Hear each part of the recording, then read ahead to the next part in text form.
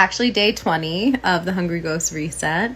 And I made a little bit of a mistake yesterday and talked about day 20 already. So I'm going to kind of backtrack a little bit from the contents of the workbook to what came up yesterday in the workbook. So the focus for this final segment is integration and wisdom. So whatever that means for you, how are you going to integrate what you've learned from this experience? That's the main piece. But as far as the workbook goes, the hope was for you to reflect a little bit. On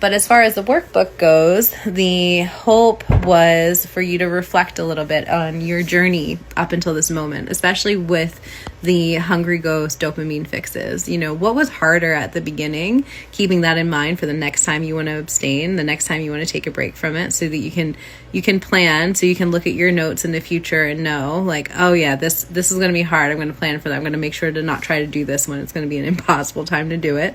What got harder as you went? What got easier as you went? Just focusing on that. And even looking back, if you have the workbook or your notes, and circling some of the bigger themes, just taking time to really think about what you've learned from the process, what you learned about yourself, what you learned about dopamine, what you learned about your emotions and what's going on in your life and how you handle stress and all of that. So that's the first part. And then the second part is to think about what tools have been helpful for you. Was it helpful to separate yourself from the Hungry Ghost? Was it helpful to kind of think about what's happening in the brain, nature, nurture, dopamine, all of that? Was it helpful to spend more time outside, to take more walks, to practice reframing, to, note the meaning that you're making, to focus on creativity, to make healthy food, whatever it was for you, to spend time with loved ones, to have check-in calls, whatever it was,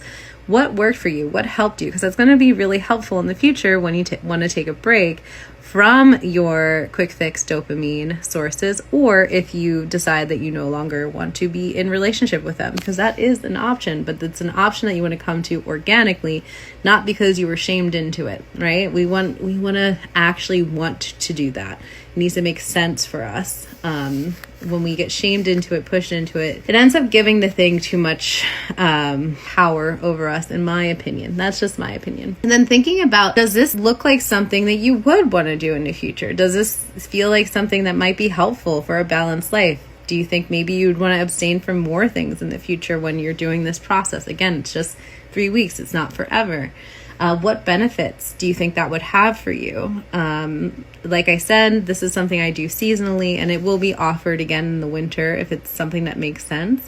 But if you have the workbook, you can do it whenever you want. You don't need me to do this. You don't need anyone really to abstain from things, to take breaks from things, to remember who's in charge, right? But sometimes it's helpful to have the support. And, for me, I just feel very inspired, and have for a while, to just put out into the ethers that it is an option, and this is one way to help you through that option. Because sometimes we get stumped by this one. It's difficult, it's a little bit more difficult than we want to admit, and some of us don't really resonate with certain ways to go about it if they feel stuck, and this is just another way, another option. And maybe you will even adapt it for yourself in a way that makes sense for you.